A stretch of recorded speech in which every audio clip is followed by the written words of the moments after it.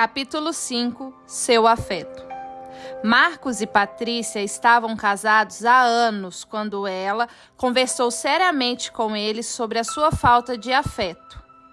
Marcos era um excelente marido em todas as áreas e o relacionamento sexual de ambos era bom. Mas, exceto no momento do ato sexual, não demonstrava qualquer afeição. Isso não ocorria porque Marcos não amava Patrícia. Ele a queria demais. O problema é que o afeto era algo que ele não conhecera na infância. Patrícia sentia-se culpada com os seus próprios sentimentos e não queria criticar ou magoar Marcos. Mas ela também não conhecera afeto quando criança. Portanto, isso era muito importante em seu casamento. Cada vez que ela o confrontava sobre esse problema, ele tentava mudar, mas logo as coisas voltavam à estaca zero. Isso provocou em ambos grande frustração e mágoa. Com o tempo, Patrícia perdeu a esperança e sentiu como se estivesse morrendo por dentro. Ela não sabia como poderia viver o resto de sua vida sem afeto, mas achava que não podia esperar qualquer mudança por parte de Marcos. O sofrimento de Patrícia finalmente a levou a dividir o problema com suas parceiras de oração.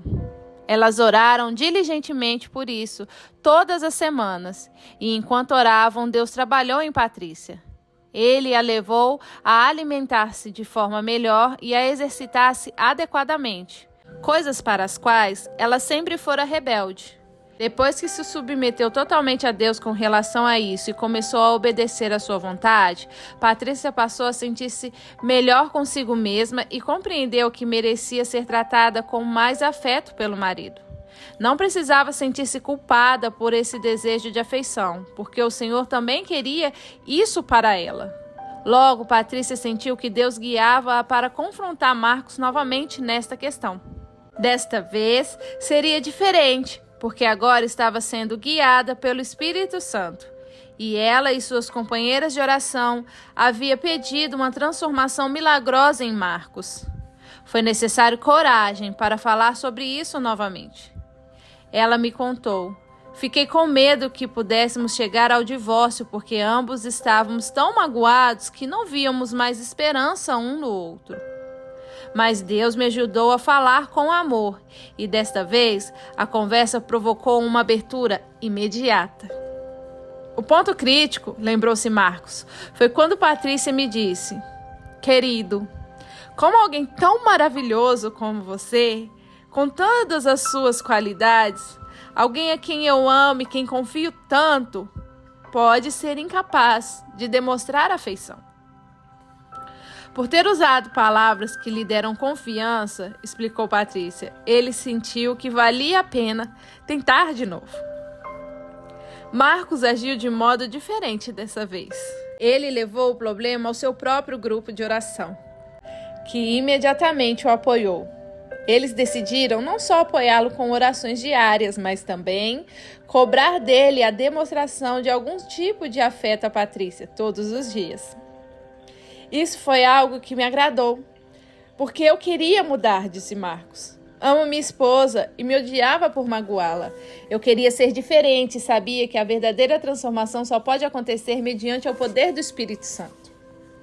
Todos os dias, durante semanas, um dos homens do grupo telefonava para Marcos e dizia: o que você fez hoje para mostrar afeto a Patrícia? Eles também sugeriam meios de mostrar afeição e dar segurança a ela. Disseram a Marcos que perguntasse regularmente a Patrícia: como estou indo? Para alguém cujo coração não tivesse sido preparado pelo Espírito Santo, isso poderia ter sido extremamente aborrecedor. Mas como Marcos aceitara com prazer a obra do Senhor nele, não houve problemas. Agora, a primeira coisa que ele faz ao chegar em casa é me dar um abraço e um beijo, disse Patrícia, com um sorriso radiante. Senti-me uma nova pessoa depois de 5 abraços. A situação de Marcos e Patrícia não é rara. Muitas pessoas, mesmo os homens e mulheres piedosos, mantêm casamentos falidos por ausência de afeto. As mulheres suportam isso porque os maridos são bons em outros aspectos, ou porque elas não se sentem dignas de exigir afeição. Mas não foi assim que Deus planejou o relacionamento conjugal. O marido conceda à esposa o que lhe é devido, e também, semelhantemente, a esposa a seu marido. 1 Coríntios 7:3. Há um tempo de abraçar, diz a Bíblia, Eclesiastes 3:5. E esse tempo é definitivamente quando você é casado. A afeição não está no alto da lista de prioridade dos homens, porque eles, no geral, acham que sexo e afeição são as mesmas coisas. A maior necessidade da mulher é o afeto. Se você tem um casamento em que falta esse ingrediente, ore pedindo a transformação do Espírito Santo. Oração. Senhor, oro para que haja afeição física entre meu marido e eu. Capacite cada um de nós a deixar de lado o constrangimento ou a apatia e ser efusivo em nossas demonstrações de amor. Ajuda-nos a demonstrar o quanto gostamos e valorizamos um ao outro. Lembre-nos durante o correr do dia de tocar-nos de alguma maneira afetuosa. Ajude-nos a não sermos frios, reservados, desinteressados ou distantes. Capacita-nos a ser cordiais, ternos, compassivos, amorosos e carinhosos. Afaste qualquer atitude obstinada da nossa parte que nos impeça de mudar e crescer. Se um de nós for menos afetuoso que o outro, dê-nos equilíbrio. Se a ausência de afeto provocou em nossos filhos uma visão negativa do casamento, ou ensinou-lhes um meio incorreto de se relacionar com o cônjuge, ajude-nos a corrigir essas falhas de modo que possamos lhes ser um exemplo a ser seguido. Mostre-nos como confessar francamente nossos erros a eles e demonstrar nosso compromisso de viver de modo diferente. Mude nossos hábitos de indiferença ou excesso de ocupação, que não nos consideremos sempre certos e que a afeição não seja um ato de grande esforço.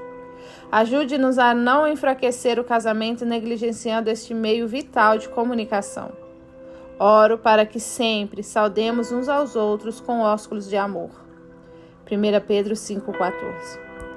Sei que só o poder transformador do Espírito Santo pode fazer mudanças duradouras. Confio em que o Senhor irá transformar-nos e fazer de nós o marido e a esposa que nos chamou para ser. Amém. Instrumentos de poder. Se há, pois, alguma exortação em Cristo, alguma consolação de amor, alguma comunhão do Espírito, se há entranhados afetos e misericórdia, completai a minha alegria de modo que penseis as mesmas coisas, tenhais o mesmo amor, sejais unidos de alma, tendo o mesmo sentimento. Filipenses 2, 1 e 2. Assim também os maridos devem amar as suas mulheres como seu próprio corpo. Quem ama a sua esposa, a si mesmo se ama, porque ninguém jamais odiou a sua própria carne, antes a alimenta e dela cuida, como também Cristo faz com a igreja. Efésios 5, 28 e 29. Não tenha cada um em vista o que é propriamente seu, senão também cada qual o que é dos outros. Filipenses 2:4. A sua mão esquerda esteja debaixo da minha cabeça e a direita me abrace. Cânticos 2:6. Ninguém busque o seu próprio interesse e sim o do outrem. 1 Coríntios 10, 24.